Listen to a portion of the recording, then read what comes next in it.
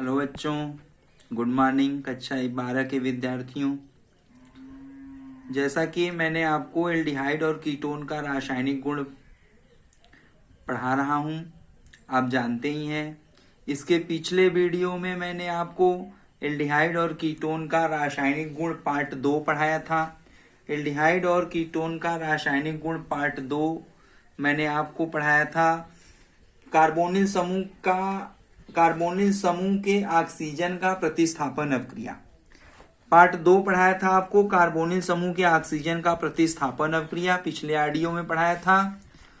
और आज के वीडियो में मैं आपको पढ़ाऊंगा ऑक्सीकरण अवक्रिया, एल्डिहाइड और कीटोन के ऑक्सीकरण अवक्रिया। एल्डिहाइड और कीटोन की कौन सी क्रिया? ऑक्सीकरण अवक्रिया। तो आज हमारा उद्देश्य है बच्चों एल्डिहाइड और कीटोन का रासायनिक गुण पार्ट 3, ऑक्सीकरण अवक्रियाएं। तो जैसा कि आप जानते ही हैं कि हमारा एल्डिहाइड और कीटोन का चैप्टर चल रहा है, तो यहाँ पर एल्डिहाइड और कीटोन की ऑक्सीकरण अवक्रियाएं के बारे में हम बात करेंगे। तो इस ऑक्सीकरण अवक्रियाओं के अंतर्गत हम 2 पार्ट ले लेते हैं। पहला पार्ट हम ले लेते हैं एल्डिहाइडों का ऑक्सीकरण, एल्डिहाइडों का ऑक्सीकरण।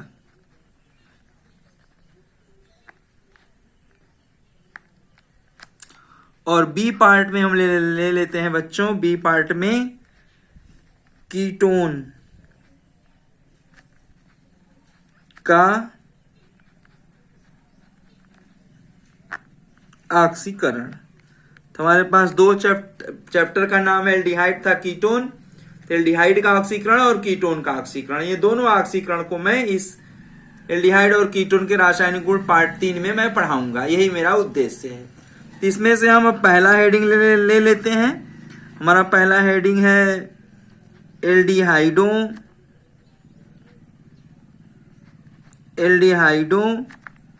का ऑक्सीकरण।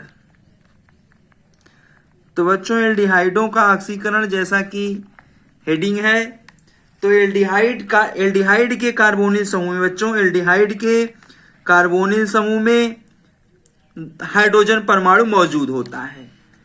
या तो हमारे पास ऐसा एल्डिहाइड होता है जिसमें कार्बोनिल समूह का दोनों संयोजकता हाइड्रोजन परमाणु से ही पूरा रहता है, या हमारे पास ऐसा एल्डिहाइड रहता है जिसमें कार्बोनिल समूह की दोनों संयोजकता में एक संयोजकता एल्किल समूह या एरिल समूह से पूरा होता है और दूसरी संयोजकता हाइड्रोजन परमाणु से पूरा होता है। तो एक प्रकार का एल्डिहाइड ऐसा होता है, इस श्रेणी का होता है। एक प्रकार का एल्डिहाइड हमारे पास इस प्रकार के श्रेणी का होता है। तो एल्डिहाइड चाहे किसी भी श्रेणी का हो, उसमें हाइड्रोकार्बोनिल समूह से जुड़ा हुआ हाइड्रोजन परमाणु मौजूद रहता है। अब फॉर्मल्डिहाइड में 2 हाइड्रोजन परमाणु है और अन्य प्रकार के एल्डिहाइड में 1 हाइड्रोजन होता है, एक एल्किल समूह और एक एरिल समूह होता है, जैसा कि मैंने आपको परिभाषा में पढ़ाया है। तो बच्चों यह ध्यान रखेंगे कि एल्डिहाइडों का जब हम ऑक्सीकरण करते हैं तो एल्डिहाइडों में कार्बोनिल समूह से 1 हाइड्रोजन परमाणु उपस्थित होने के कारण, एल्डिहाइडों में हाइड्रोजन परमाणु उपस्थित होने के कारण प्रबल ऑक्सीकारक, कौन ऑक्सीकारक? प्रबल ऑक्सीकारक। तो प्रबल ऑक्सीकारक जैसे हमारे पास प्रबल ऑक्सीकारक कौन कौन से हैं? हमारे पास पहला प्रबल ऑक्सीकारक है अम्लीय माध्यम में पोटेशियम डाइक्रोमेट, K2Cr2O7, अम्लीय माध्यम में पोटेशियम डाइक्रोमेट। दूसरा हमारे पास प्रबल ऑक्सीकारक है सोडियम डाइक्रोमेट, Na2Cr2O7, अम्लीय माध्यम। तीसरा हमारे पास प्रबल ऑक्सीकारक है potassium permanganate, KMnO4, potassium permanganate, अम्लीय माध्यम। चौथा ऑक्सीकारक हमारे पास है सांद्र नाइट्रिक एसिड HNO3, सांद्र नाइट्रिक एसिड HNO3, ये तो हमारे प्रबल ऑक्सीकारक की श्रेणी में आते हैं, प्रबल ऑक्सीकारक कहलाते हैं। इसी प्रकार हमारे पास दुर्बल ऑक्सीकारक भी है। दुर्बल ऑक्सीकारक, तो दुर्बल ऑक्सीकारक कैसा होता है? दुर्बल ऑक्सीकारक की श्रेणी में हमारे पास एक है टालन अभिकर्मक। तो टालन अभिकर्मक कैसा होता है बच्चों, ध्यान से सुन लीजिए। अमोनिया में सिल्वर नाइट्रेट का विलयन, अमोनिया मय सिल्वर नाइट्रेट AgNO3 का विलयन टालन अभिकर्मक कहलाता है। यह कैसा व्यवहार करता है? यह व्यवहार Ag2O सिल्वर ऑक्साइड जैसा व्यवहार करता है। इसी प्रकार से बच्चों दुर्बल ऑक्सीकारक हमारे पास नंबर 2 है फेहलिंग विलयन।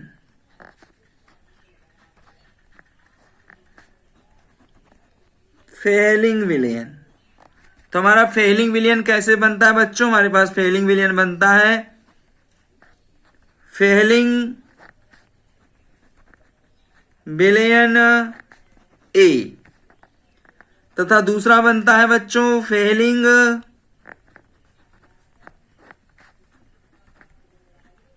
विलयन B। तो फेलिंग विलयन A कहिए चाहे फर्स्ट कहिए, फेलिंग विलयन B कहिए या सेकेंड कहिए, तो हमारे पास फेलिंग A विलयन होता है कॉपर सल्फेट CuSO4 का विलयन, और फेलिंग B होता है हमारे पास सोडियम या पोटेशियम, सोडियम और पोटेशियम टार्ट्रेट, सोडियम या पोटेशियम टार्ट्रेट लवण का विलयन। तो बच्चों हमारे पास फेलिंग विलयन कैसा होता है? तो फेलिंग विलयन फेलिंग A विलयन होता है, फेलिंग फर्स्ट कॉपर सल्फेट का विलयन, फेलिंग B होता है या फेलिंग सेकेंड होता है सोडियम या पोटेशियम टार्ट्रेट लवण का विलयन। तो ये हमारे पास फेलिंग विलयन A और फेलिंग विलयन B होता है। जब हम A और B को मिला देते हैं तो हमारा बन जाता है फेलिंग विलयन। ये कैसा व्यवहार करता है? तो यह व्यवहार करता है कॉपर हाइड्रोक्साइड, ये व्यवहार करता है क्यूप्रिक हाइड्रोक्साइड CuOH का होल ट्वाइस जैसा व्यवहार करता है। व्यवहार इसका ये होता है CuOH का होल ट्वाइस जैसा व्यवहार करता है। तो बच्चों ध्यान से सुनिए, जैसे हमारे पास है प्रबल ऑक्सीकारक potassium dichromate K2Cr2O7, Na2Cr2O7 sodium dichromate अम्लीय माध्यम के MnO4 और सांद्र HNO3, ये प्रबल ऑक्सीकारक है। दुर्बल ऑक्सीकारक के रूप में है टालन अभिकर्मक, अमोनिया में सिल्वर नाइट्रेट का विलयन, और दुर्बल ऑक्सीकारक में दूसरा है फेलिंग विलयन, जिसको हम फेलिंग A और फेलिंग B, फेलिंग A और B को जब आपस में मिला देते हैं तो फेलिंग विलयन बनता है। उसका व्यवहार कॉपर हाइड्रोक्साइड की तरह होता है। तो हुआ हमारे पास दुर्बल ऑक्सीकारक। अब बच्चों चाहे हमारे पास प्रबल ऑक्सीकारक हो और चाहे दुर्बल ऑक्सीकारक हो, प्रबल ऑक्सीकारक होगा तब भी और दुर्बल ऑक्सीकारक होगा तब भी हमारे पास एल्डिहाइड समूह जो हमारे पास H सिरोल बांड हो दोनों H रहेगा, या हमारे पास ऐसा एल्डिहाइड हो R या अब्लिक AR, एल्किल या एरिल युक्त एल्डिहाइड हो, ये दोनों प्रकार का एल्डिहाइड जब ऑक्सीकृत होता है किसके उपस्थिति में? प्रबल या दुर्बल ऑक्सीकारक ऑक्सीकारक, तो प्रबल या दुर्बल ऑक्सीकारक की उपस्थिति में हमारा ये एल्डिहाइड, किसी भी प्रकार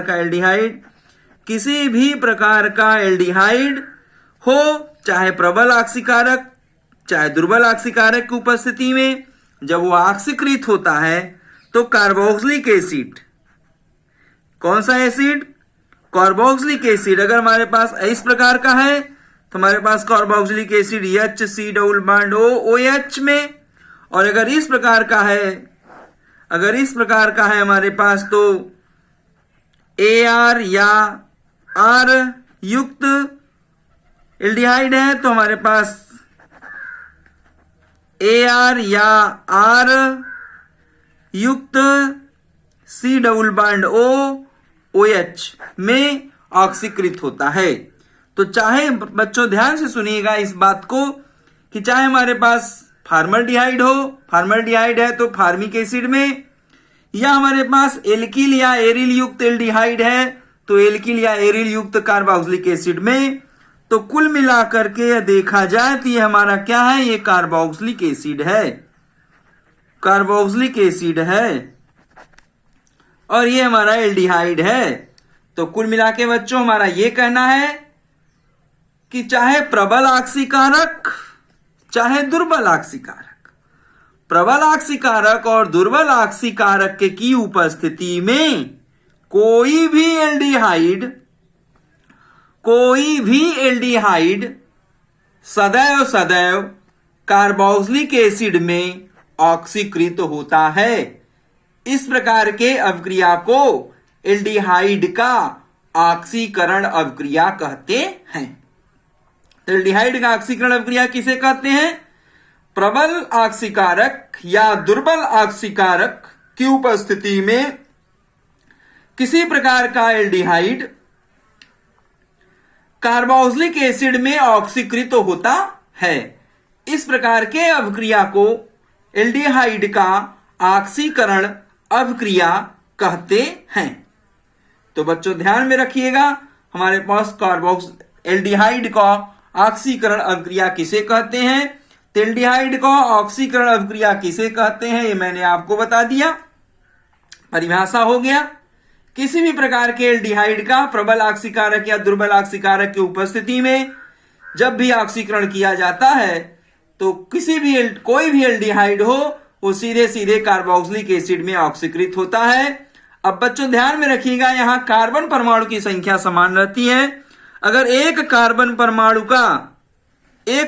परमाणु के एल्डिहाइड का ऑक्सीकरण करेंगे तो एक कार्बन वाला ही कार्बोक्सिलिक एसिड प्राप्त करेंगे। अगर दो कार्बन वाला एल्डिहाइड लेंगे तो दो कार्बन युक्त कार्बोक्सिलिक एसिड प्राप्त करेंगे। यहां कार्बन परमाणु की संख्या समान रहेगी, ये भी बात ध्यान रखेंगे। जय नंबर का कार्बन हम लेंगे एल्डिहाइड में उतने नंबर का कार्बोक्सिलिक एसिड हमें प्राप्त होगा। मतलब जितने नंबर का एल्डिहाइड का ऑक्सीकरण करेंगे उतने नंबर का हमारे पास कार्बोक्सिलिक एसिड प्राप्त होगा। अर्थात कुल मिलाकर के देखा जाए तो एल्डिहाइड मतलब CHO समूह, एल्डिहाइड मतलब कौन समूह? CHO समूह। प्रबल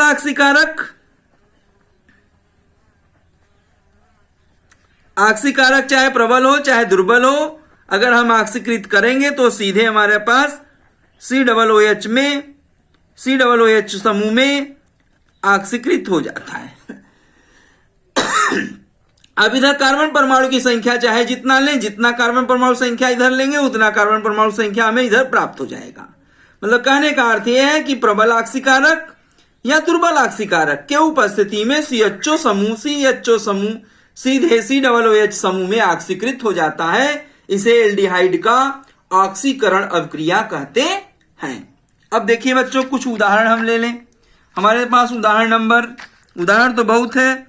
अब देखिए हम लेते हैं उदाहरण नंबर 1। उदाहरण नंबर 1 में हम ले रहे हैं क्या? Formaldehyde HCHO। अब HCHO का हम क्या करेंगे? ऑक्सीकरण करेंगे। कौन सा? कोई भी दुर्बल ऑक्सीकारक लो चाहे प्रबल ऑक्सीकारक लो। जैसे हम प्रबल ऑक्सीकारक में Na2Cr2O7 अम्लीय माध्यम में ले लिया, तो हमने यहां पर क्या लिया? फॉर्मल्डिहाइड लिया। तो फॉर्मल्डिहाइड लिया और इसका ऑक्सीकरण करेंगे तो हमें क्या प्राप्त होगा, हमें HCOOH फार्मिक एसिड क्या होगा, प्राप्त हो जाएगा। Formic acid HCOOH formic acid प्राप्त हो गया। तो यहां CHO समूह किस में बदल गया, COOH समूह में, और ये हमारा H का तस है। इसी प्रकार अगर हम दूसरा उदाहरण लें, जैसे हमारे पास दूसरा उदाहरण है एसिटल्डिहाइड CH3CHO, तो हमारे पास CH3CHO है, तो हमने लिया क्या, इसका नाम क्या है, इसका नाम है एसिटल्डिहाइड। इसका आईपीएसी नाम अगर देखा जाए तो इसका आईपीएसी नाम है एथेनल। अब एथेनल का जब हम ऑक्सीकरण करेंगे, चाहे हमारे पास प्रबल ऑक्सीकारक हो चाहे दुर्बल ऑक्सीकारक हो, कोई भी ऑक्सीकारक लगा सकते हैं। जैसे प्रबल ऑक्सीकारक के रूप में Na2Cr2O7 अम्लीय माध्यम में लगा दिया, तो हमारे पास ये CHO समूह किस में बदल जाएगा, COOH समूह में, और ये CH3 जाके लग जाएगा।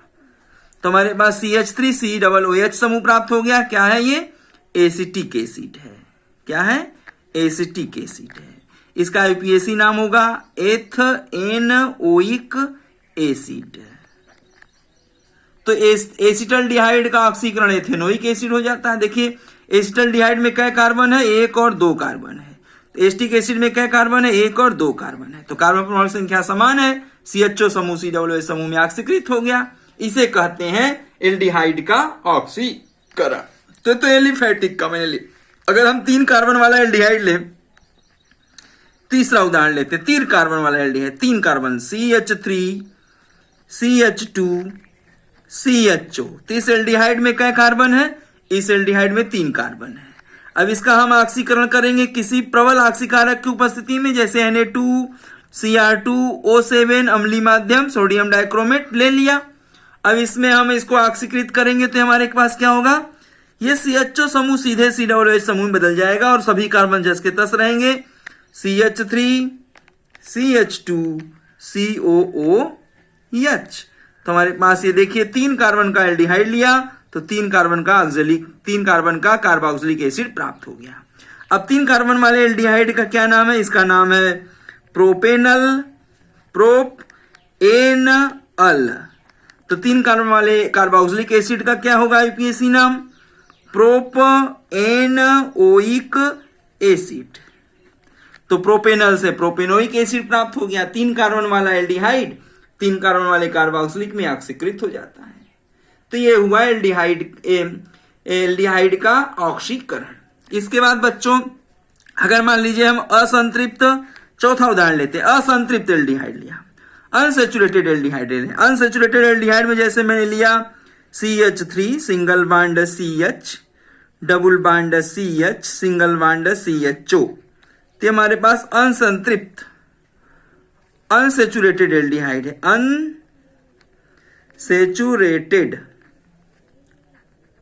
अनसेचुरेटेड एल्डिहाइड है। अब अनसेचुरेटेड एल्डिहाइड में एक कौन सा एल्डिहाइड है, इसका आईपीएसी नाम क्या होगा, तो 1 2 3 4 2 नंबर पे इन है तो इसका नाम हो जाएगा ब्यूट 2 इन 1 अल, ये है। अब इसका यदि हम ऑक्सीकरण कर रहे हैं, मान लीजिए यहां ऑक्सीकरण कर रहे हैं, चाहे प्रबल ऑक्सीकारक लें चाहे दुर्बल ऑक्सीकारक लें। जैसे हमने प्रबल ऑक्सीकारक में K2Cr2O7 अम्लीय माध्यम में ले लिया, तो नीचे हम इसका क्या बनेगा, उत्पाद में बस CHO समूह COOH समूह बदल जाएगा, बाकी जिसका तस रहेगा। तो CH3 CH double bond CH single bond COOH। तो हमारे पास असंतृप्त कार्बोक्सिलिक एसिड प्राप्त होगा। Unsaturated RATD unsaturated carboxylic acid प्राप्त हो जाएगा। इसका आईपीएसी नाम क्या होगा, इसका आईपीएसी नाम होगा ब्यूट 2 इन 1 ओइक एसिड। तो बच्चों ध्यान रखेंगे, अगर हम अनसेचुरेटेड एल्डिहाइड लेंगे तो अनसेचुरेटेड एल्डिहाइड भी अनसेचुरेटेड कार्बोक्सिलिक एसिड में ऑक्सीकृत हो जाएगा। अब चाहे हम प्रबल ऑक्सीकारक लें चाहे हम दुर्बल ऑक्सीकारक लें, कोई भी ऑक्सीकारक ले सकते हैं। इसी प्रकार 5वां एग्जाम्पल हम ले सकते हैं पांचवा एग्जाम्पल ले सकते हैं अगर हम, हमारे पास एरोमेटिक एल्डिहाइड है, जैसे एरोमेटिक एल्डिहाइड में मैंने लिया C6H5CHO, एरोमेटिक एल्डिहाइड लिया जिसका नाम है बेंजल्डिहाइड। यदि हम बेंजल्डिहाइड का ऑक्सीकरण करें प्रबल ऑक्सीकारक K2Cr2O7 अम्लीय माध्यम में, तो हमारे पास क्या होगा, तो हमारे पास बेंजल्डिहाइड का अगर हम ऑक्सीकरण करेंगे तो हमारे पास क्या प्राप्त होगा, C6H5COOH, बस CHO समूह COOH समूह में बदल गया तो इसका नाम क्या हो जाएगा, बेंजोइक एसिड। तो बेंजल्डिहाइड का ऑक्सीकरण कर दिया तो बेंजोइक एसिड प्राप्त हो गया, इसे कहते हैं एल्डिहाइड का ऑक्सीकरण। तो यहां कितना कार्बन है, 6 एक साथ कार्बन है, तो कार्बोक्सिलिक एसिड में 6 एक साथ कार्बन है, अर्थात कार्बन परमाणु संख्या समान रहेगी। तो बेंजल्डिहाइड का ऑक्सीकरण करेंगे तो बेंजोइक एसिड प्राप्त करेंगे। ये एरोमेटिक एल्डिहाइड है। ये तो मैंने सभी उदाहरण प्रबल ऑक्सीकारक के साथ लिया।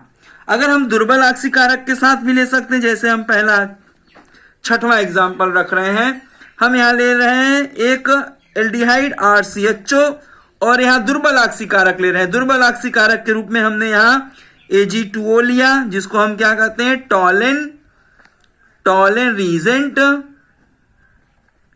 अब टॉलेन रीजेंट क्या है, अमोनिया में सिल्वर नाइट्रेट का विलयन जो Ag2O जैसा व्यवहार करता है। और हमने यहां क्या लिया, हमने यहां एल्डिहाइड लिया। कोई भी एल्डिहाइड आप ले सकते हो, कोई भी एल्डिहाइड टॉलेन अभिकर्मक से क्या होगा, तो एल्डिहाइड हमारा कार्बोक्सिलिक में ऑक्सीकृत हो जाएगा और टॉलेन रीजेंट हमारा सिल्वर धातु में रजत दर्पण में अपचयित हो जाएगा। तो हमारे पास क्या बनेगा, यहां RCOOH, ये तो हमारे पास कार्बोक्सिलिक एसिड। तो एल्डिहाइड हमारा कार्बोक्सिलिक एसिड में ऑक्सीकृत हो जाएगा और ये दुर्बल ऑक्सीकारक टॉलेन रीजेंट हमारा सिल्वर धातु में 2Ag में रजत, इसको रजत दर्पण बोलते हैं। क्या बोलते हैं, रजत दर्पण, सिल्वर का काला अवक्षेप जिसको हम रजत दर्पण के नाम से जानते हैं।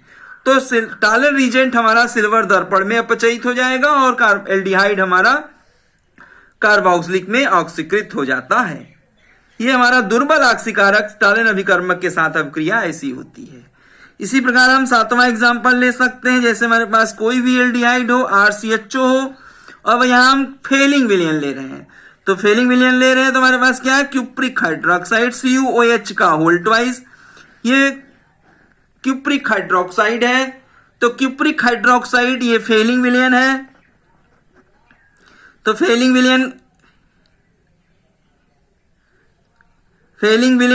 सोल्यूशन, तो फेलिंग सोल्यूशन जो होता है ये कैसे बनता है, फेलिंग A और फेलिंग B से कापर सल्फेट कापर सल्फेट के नीले रंग का विलयन फेलिंग A और सोडियम पोटेशियम टार्ट्रेट का रंगहीन जलीय विलयन फेलिंग B।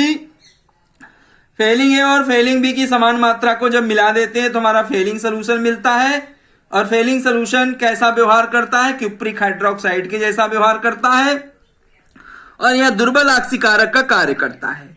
तो इस दुर्बल ऑक्सीकारक फेलिंग विलयन को अगर हम एल्डिहाइड के साथ, किसी भी एल्डिहाइड के साथ जब अभिक्रिया हम कराते हैं तो हमारे पास क्या होता है, हमारा एल्डिहाइड तो सीधे कार्बोक्सिलिक एसिड में RCOOH में ऑक्सीकृत हो जाता है और फेलिंग विलयन जो हमारे पास है क्यूप्रिक हाइड्रोक्साइड, वो cuprous oxide Cu2O CuPPROUS cuprous oxide का लाल रंग का अवक्षेप। तो फेलिंग विलयन हमारा क्यूप्रस ऑक्साइड के लाल अवक्षेप में अपचयित हो जाता है और एल्डिहाइड हमारा कार्बोक्सिलिक एसिड में ऑक्सीकृत हो जाता है। तो एल्डिहाइड हमारा कार्बोक्सिलिक एसिड में ऑक्सीकृत हो जाता है और फेलिंग विलयन क्यूप्रिक हाइड्रोक्साइड क्यूप्रस ऑक्साइड के लाल रंग में अवक्षेपित हो जाता है, लाल रंग में। और साथ में हमारे पास क्या निकलता है, साथ में हमारे पास निकलता है जल निकलता है।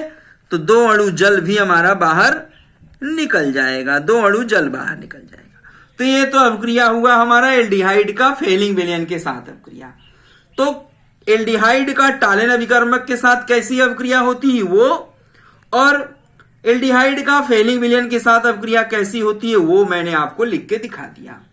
अब यहाँ कोई भी जरूरी नहीं है कि हम कौन सा एल्डिहाइड ले, कोई भी एनी वन कोई भी एल्डिहाइड आप ले सकते हो।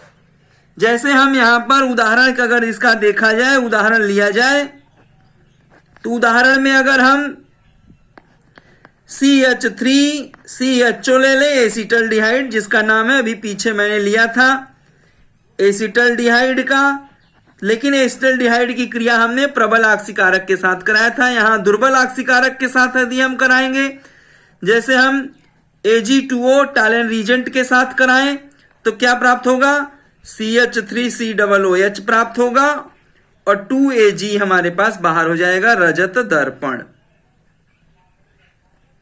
प्राप्त हो जाएगा। और अगर हम इसी क्रिया को फेलिंग विलयन CuOH का होल ट्वाइस क्यूप्रिक हाइड्रोक्साइड के साथ अब क्रिया कराएं, फेलिंग विलयन के साथ कराएं,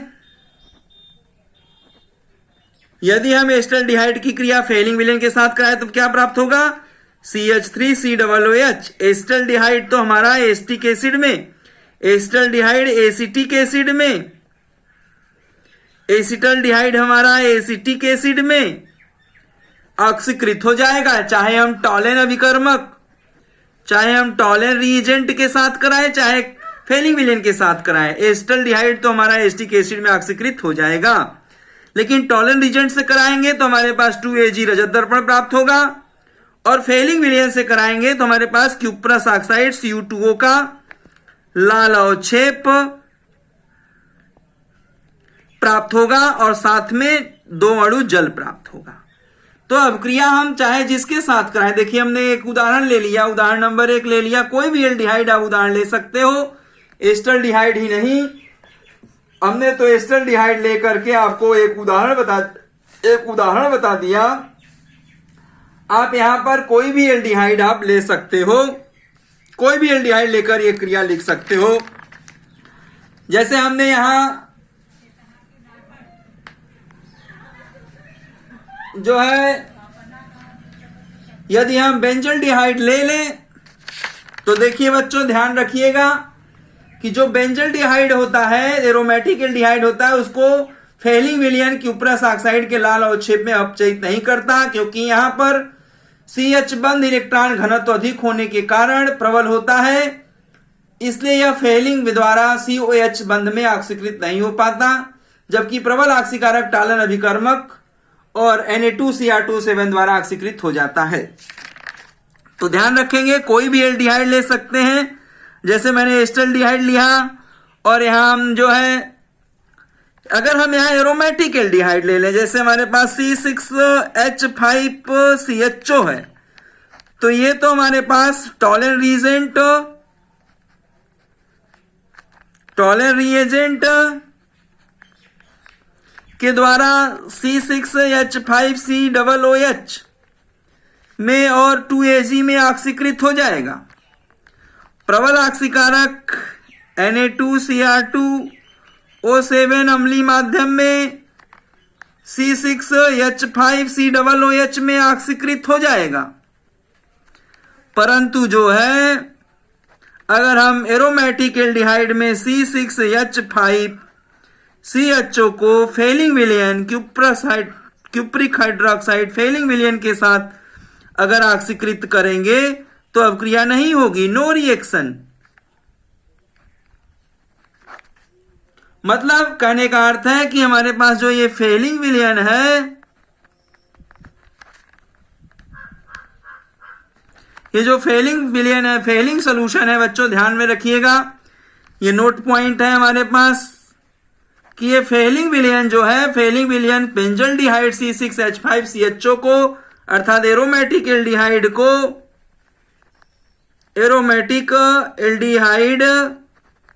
एरोमेटिक एल्डिहाइड फेलिंग सोल्यूशन के द्वारा बेंजोइक एसिड में ऑक्सीकृत नहीं कर पाता। इसका कारण क्या है?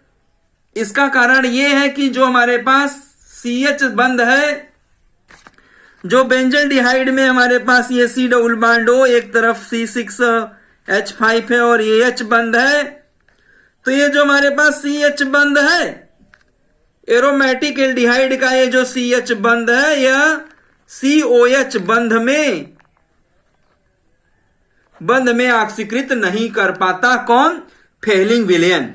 तो फेलिंग विलयन इस बेंजल्डिहाइड के CH बंध को COH बंध में ऑक्सीकृत नहीं कर पाता, जबकि प्रबल ऑक्सीकारक या टॉलरेंट रीजेंट के द्वारा CHO समूह एरोमेटिक एल्डिहाइड का CHO समूह COOH समूह में बदल जाता है, जबकि फेलिंग विलयन ऐसा क्रिया नहीं कर पाता। इस बात को अच्छी तरीके से ध्यान में रखिएगा बंधु।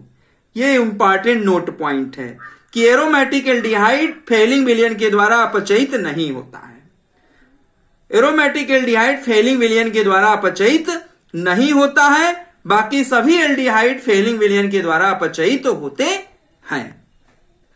और कोई भी एल्डिहाइड हो टॉलरेंट रीजेंट के द्वारा, प्रबल ऑक्सीकारक के द्वारा ऑक्सीकृत होता है, लेकिन फेलिंग विलयन के द्वारा बेंजल्डिहाइड ऑक्सीकृत नहीं होता है, जबकि बेंजल्डिहाइड टॉलरेंट रीजेंट के द्वारा ऑक्सीकृत हो जाता है। बेंजल्डिहाइड हमारे पास जो है बच्चों, ये बेंजल्डिहाइड है।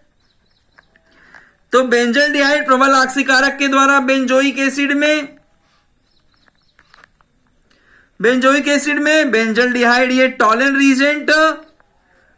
Reagent Ag2O benzaldehyde tolerant reagent के द्वारा बेंजोइक एसिड में ऑक्सीकृत हो जाता है। Benzaldehyde aromatic aldehyde tolerant reagent के द्वारा और प्रबल ऑक्सीकारक के द्वारा बेंजोइक एसिड में ऑक्सीकृत हो जाता है, परंतु benzaldehyde C6H5CHO benzaldehyde Fehling solution के द्वारा ऑक्सीकृत नहीं होता है। यह बहुत ही फेलिंग विलयन दुर्बल ऑक्सीकारक है जो एरोमेटिक एल्डिहाइड बेंजल्डिहाइड को ऑक्सीकृत नहीं कर पाता है। इस बात को अच्छी तरीके से ध्यान में रखिएगा और बाकी उदाहरण आप इसके द्वारा आप लिखिएगा। हमने आपको सारा उदाहरण करके समझा दिया है। तो इसे ये हमारा हुआ पहला पार्ट, ये हो गया हमारा पहला पार्ट हो गया एल्डिहाइडों का ऑक्सीकरण। अब हम दूसरा पार्ट लेंगे कीटोन का ऑक्सीकरण। किसका ऑक्सीकरण लेंगे? अब हम कीटोन का ऑक्सीकरण लेंगे, बी पार्ट लेंगे, कीटोन का ऑक्सीकरण। तो कीटोन का ऑक्सीकरण के बारे में सुनिए बच्चों, ध्यान से सुनिएगा। कीटोन का ऑक्सीकरण में क्या है? कीटोन में कार्बोनिल समूह से, ध्यान से सुनिए, कीटोन का ऑक्सीकरण, कीटोन में कार्बोनिल समूह से जुड़ा हाइड्रोजन परमाणु नहीं होता है।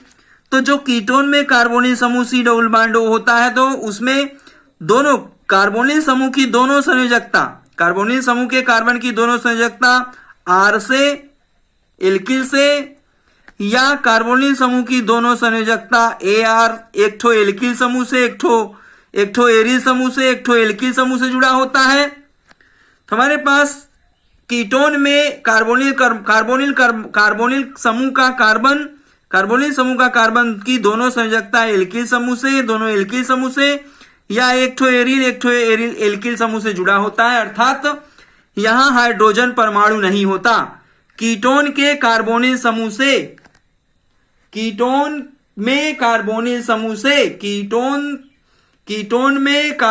समूह से हाइड्रोजन परमाणु जुड़ा नहीं होता है, अतः इसका ऑक्सीकरण नहीं होता। तो कीटोन में जो कार्बोनिल समूह C डबल बॉन्ड O है, इससे हाइड्रोजन परमाणु नहीं है, यहां पर हाइड्रोजन परमाणु नहीं है, इसलिए कीटोन का ऑक्सीकरण नहीं होता है। तो कीटोन का ऑक्सीकरण नहीं होता है, परंतु जो हमारे पास प्रबल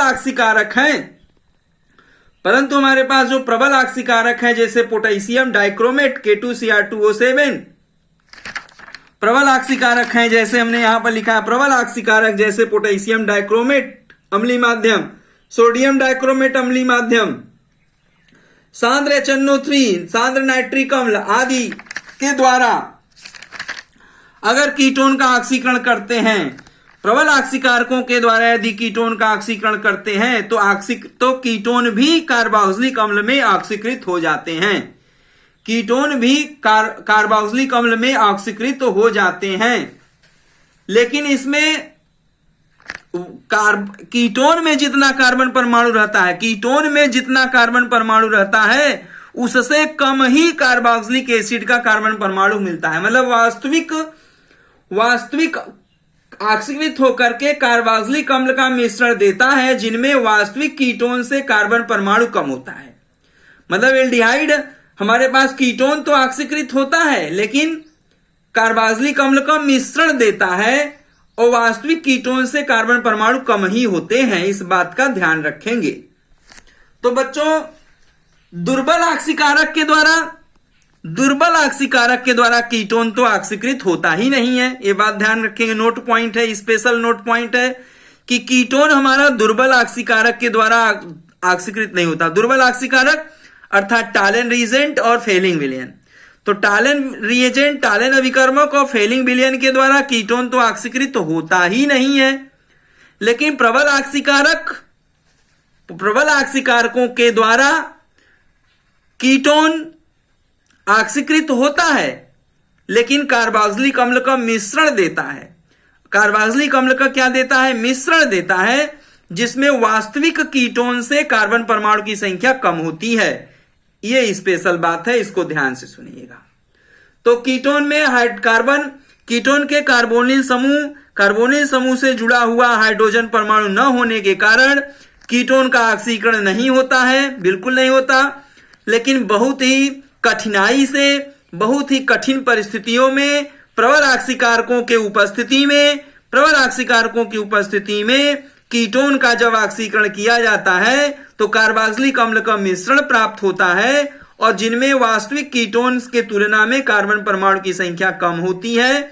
और दुर्बल ऑक्सीकारक टालेन अभिकर्मक और फेलिंग विलयन के द्वारा कीटोन का ऑक्सीकरण तो बिल्कुल होता नहीं है। तो यह है कीटोन का ऑक्सीकरण जिसके बारे में मैंने आपको समझाया। अब यहां कुछ उदाहरण ले लीजिए, उदाहरण भी मैं आपको बता दे रहा हूं। जैसे हमारे पास कीटोन में पहला उदाहरण है एसीटोन, CH3COCH3। तो CH3COCH3 जिसको हम कहते हैं एसीटोन। इसका अगर आईपीएसी नाम देखा जाए तो इसका आईपीएसी नाम होगा प्रोपेनोन 2। अब इस एसीटोन में क्या कार्बन है? 3 कार्बन परमाणु है। कितना कार्बन परमाणु है? 3 कार्बन परमाणु है। इस एसीटोन में क्या कार्बन परमाणु? 3 कार्बन, 1 2 3 कार्बन परमाणु मौजूद है। अब इसको हम ऑक्सीकृत करेंगे। प्रबल ऑक्सीकारक, जैसे मैंने प्रबल ऑक्सीकारक में सांद्र HNO3 ले लिया, सांद्र नाइट्रिक एसिड ले लिया, सांद्र नाइट्रिक एसिड HNO3 द्वारा इसका हम ऑक्सीकरण कर रहे हैं, प्रबल ऑक्सीकरण कर रहे हैं। तो एसीटोन तो ऑक्सीकृत अब होता ही नहीं है क्योंकि कार्बोनिल समूह से जुड़ा हुआ हाइड्रोजन परमाणु नहीं है, इसलिए वो ऑक्सीकृत नहीं होता। लेकिन बहुत ही कठिनाई से प्रबल ऑक्सीकारक सांद्र HNO3, सांद्र नाइट्रिक अम्ल या प्रबल ऑक्सीकारक पोटेशियम डाइक्रोमेट या प्रबल ऑक्सीकारक सोडियम डाइक्रोमेट के द्वारा कठिनाई से ऑक्सीकृत होता है लेकिन कार्बोक्सिलिक अम्ल का मिश्रण देता है। तो कार्बोक्सिलिक अम्ल का मिश्रण देता है तो एसीटोन का जब हम ऑक्सीकरण करते हैं तो हमें एक मिश्रण मिलता है। क्या मिलता है? मिश्रण CH3COOH अधन HCOOH। मतलब एसीटोन का ऑक्सीकरण करने पर हमें एसिटिक एसिड और फार्मिक एसिटिक एसिड और फार्मिक एसिड का मिश्रण प्राप्त होता है। तो जब हम एसीटोन का ऑक्सीकरण करते हैं प्रबल ऑक्सीकारक सांद्र HNO3 की उपस्थिति में तो हमें एसिटिक एसिड और फार्मिक एसिड का मिश्रण प्राप्त होता है। तो इसमें कार्बन परमाणु संख्या समान है। एसीटोन में 1 2 3 कार्बन परमाणु है जबकि एसिटिक एसिड में क्या कार्बन परमाणु है? 2 कार्बन परमाणु है, 2 कार्बन परमाणु है। अब फार्मिक एसिड में क्या कार्बन परमाणु है? फार्मिक एसिड में 1 कार्बन परमाणु है।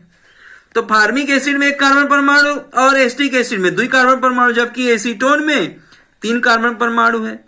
तो यहां कीटोन का ऑक्सीकरण करने पर हमें कार्बोक्सिलिक अम्ल का क्या प्राप्त हुआ? कार्बोक्सिलिक अम्ल का मिश्रण प्राप्त हुआ। 1 अणु एसिटिक एसिड, 1 अणु फार्मिक एसिड अर्थात कार्बोक्सिलिक अम्ल का मिश्रण प्राप्त हुआ जिसमें कार्बन परमाणु की संख्या भिन्न है। इसमें 2 कार्बन परमाणु, इसमें 1 कार्बन परमाणु है, समान कार्बन परमाणु नहीं है। अब ये हमारा जो फार्मिक एसिड है, फार्मिक एसिड बहुत ही अस्थायी होता है, फार्मिक एसिड बहुत ही अनस्टेबल होता है, तुरंत CO2 और जल में ऑक्सीकृत हो जाता है। मतलब फार्मिक एसिड HCOOH तुरंत CO2 और जल में ऑक्सीकृत हो जाता है, CO2 और जल बना लेता है। तो जब हमारे पास एसीटोन का जब ऑक्सीकरण करेंगे बच्चों, तो एसीटोन का ऑक्सीकरण करेंगे तो एस्टिक एसिड और फार्मिक एसिड का मिश्रण बनेगा। फार्मिक एसिड अब घटित हो जाएगा, CO2 बना लेगा और जल बना लेगा, तो CO2 बनकर उड़ जाएगा और जल बचेगा। तो उत्पाद हमें क्या मिलेगा? उत्पाद केवल हमें एस्टिक एसिड मिलेगा। उत्पाद केवल एस्टिक एसिड मिलेगा। तो इसमें क्या कार्बन है? 2 कार्बन है। और यहाँ क्या कार्बन है? एसीटोन में क्या कार्बन है? 3 कार्बन है। तो कार्बन परमाणु संख्या घट गई।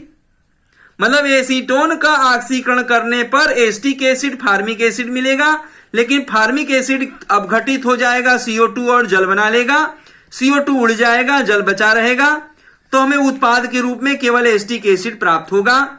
तो एसीटोन का ऑक्सीकरण करने पर बड़ी कठिनाई से ऑक्सीकरण होता है और एस्टिक एसिड उत्पाद हमें प्राप्त हो जाता है। इसी प्रकार हम अगर 5 कार्बन वाला एसीटोन, 5 कार्बन वाला कीटोन लेते हैं, दूसरा उदाहरण 5 कार्बन वाला कीटोन लेते हैं, जैसे हमारे पास CH3 C double bond O, CH2 CH2 CH3, 1 carbon, 2 carbon, 3 carbon, 4 carbon, 5 carbon. ये 5 कार्बन वाला कीटोन है। 5 कार्बन वाला कीटोन है, इसका नाम होगा पेंट N2ON। यह हमारे पास 5 कार्बन वाला यौगिक है जिसका आईपीएसी नाम है पेंटेन2ON। इसमें 5 कार्बन मौजूद है। अब इसका हम ऑक्सीकरण करेंगे प्रबल ऑक्सीकारक जैसे K2Cr2O7 अम्लीय माध्यम में। प्रबल ऑक्सीकारक के रूप में मैंने इसका ऑक्सीकरण कर दिया। तो पेंटेन2ON का ऑक्सीकरण करेंगे प्रबल ऑक्सीकारक K2Cr2O7 की उपस्थिति में, तो हमें कार्बोक्सिलिक अम्ल का मिश्रण मिलेगा। क्या मिलेगा? कार्बोक्सिलिक अम्ल का मिश्रण। तो एक अणु हमें मिलेगा CH3COOH, एक अणु तो हमें मिल गया एसिटिक एसिड, एक अणु एस्टिक एसिड मिलेगा जिसमें 2 कार्बन परमाणु है, और एक अणु हमें मिलेगा प्रोपेनोइक एसिड CH3CH2COOH। तो एक अणु हमें मिल गया क्या? Propanoic acid. इसमें क्या कार्बन है? 3 कार्बन परमाणु है। तो 5 कार्बन वाला कीटोन, 5 कार्बन वाले कीटोन पेंटेन2ON का प्रबल ऑक्सीकारक K2Cr2O7 अम्लीय माध्यम में जब ऑक्सीकृत करते हैं तो हमें एक अणु एस्टिक एसिड, 2 कार्बन वाला एसिड, एक अणु एस्टिक एसिड और एक अणु प्रोपेनोइक एसिड, एक अणु एथेनोइक एसिड, एक अणु प्रोपेनोइक एसिड का उत्पाद प्राप्त होता है। और दोनों कार्बोक्सिलिक एसिड में कार्बन परमाणु, एक में 2 कार्बन परमाणु, एक में 3 कार्बन परमाणु मौजूद होते हैं। जो ओरिजिनल कीटोन से, कीटोन में 5 कार्बन है जबकि यहाँ 2 ही कार्बन है और अलग से 3 कार्बन प्राप्त होता है, इसलिए कार्बन परमाणु संख्या घट जाती है। तो 5 कार्बन वाले कीटोन का यदि हम ऑक्सीकरण करेंगे, जैसे पेंटेन2ON का ऑक्सीकरण आपके सामने उदाहरण नंबर 2 में किया, तो एक अणु एथेनोइक एसिड, एक अणु प्रोपेनोइक एसिड का मिश्रण हमें प्राप्त होता है। तो कीटोन का जब भी ऑक्सीकरण करेंगे तो कार्बोक्सिलिक अम्ल का मिश्रण प्राप्त होगा। ये मैंने दूसरा एग्जांपल आपको बता दिया। तीसरा एग्जांपल देख लीजिए, ब्यूटेन2ON CH3। अगला तीसरा एग्जांपल बता दे रहे हैं, CH3 C double bond O, फिर हमारे पास CH2 CH3। तो हमारे पास क्या कार्बन है? 1 2 3 4 कार्बन वाला कीटोन है। तो 4 कार्बन वाला कीटोन है, इसका नाम क्या होगा? ब्यूटेन2ON। ये हमारे पास 4 कार्बन वाला कीटोन है जिसका नाम है ब्यूटेन2ON। तो ब्यूटेन2ON में 4 कार्बन है। अब इसका ऑक्सीकरण करेंगे। मान लीजिए ऑक्सीकरण कर दिए सांद्र प्रबल ऑक्सीकारक सांद्र HNO3 के उपस्थिति में, तो ये ऑक्सीकृत हो जाएगा। तो क्या बनाएगा? हमें 2 अणु बनाएगा। एथेनोइक एसिड, तो हमारे पास एक अणु एथेनोइक एसिड CH3COOH, दूसरा अणु एथेनोइक एसिड। तो एथेनोइक एसिड का 2 अणु हमें प्राप्त हो जाएगा। तो ब्यूटेन2ON का सांद्र नाइट्रिक अम्ल के उपस्थिति में जब ऑक्सीकरण कर देंगे तो 2 अणु एस्टिक एसिड हमें प्राप्त हो जाएगा। दोनों में 2 कार्बन मौजूद है, तो ब्यूटेनोइक एसिड हमें प्राप्त हो जाएगा। इसी तरीके से हम कीटोन का ऑक्सीकरण करते हैं, तो इस प्रकार से हमें कार्बोक्सिलिक अम्ल का मिश्रण प्राप्त होता है, तो इसे हम कहते हैं कीटोन का ऑक्सीकरण। तो एल्डिहाइड का ऑक्सीकरण कैसे किया जाता है, कीटोन का ऑक्सीकरण कैसे किया जाता है, ये मैंने आपको बता दिया।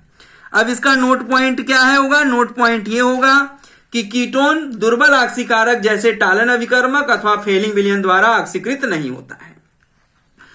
कीटोन क्या करेगा, कीटोन का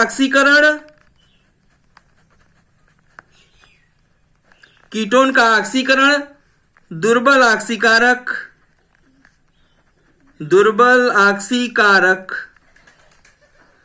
ऑक्सीकारक जैसे टॉलेन रिएजेंट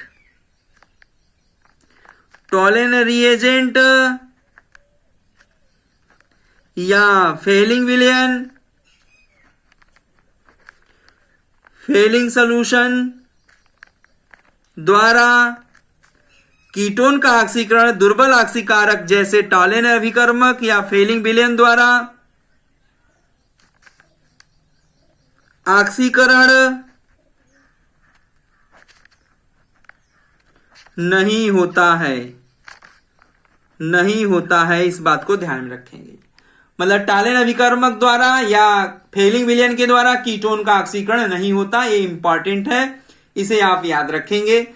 तो हमारा ये हो गया एल्डिहाइड और कीटोन का रासायनिक गुण पार्ट 3।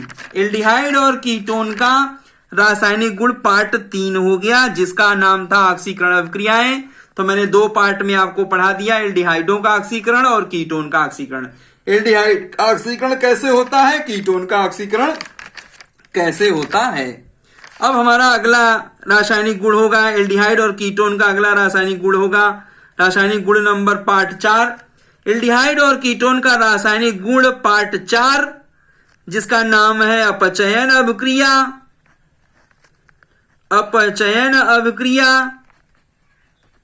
तो इस एल्डिहाइड और कीटोन की अपचयन अभिक्रिया जो हमारे पास है, एल्डिहाइड और कीटोन की जो अपचयन अभिक्रिया है, इस अभिक्रिया को हम आपको अगले वीडियो में समझाएंगे। आज के लिए बस इतना ही, धन्यवाद।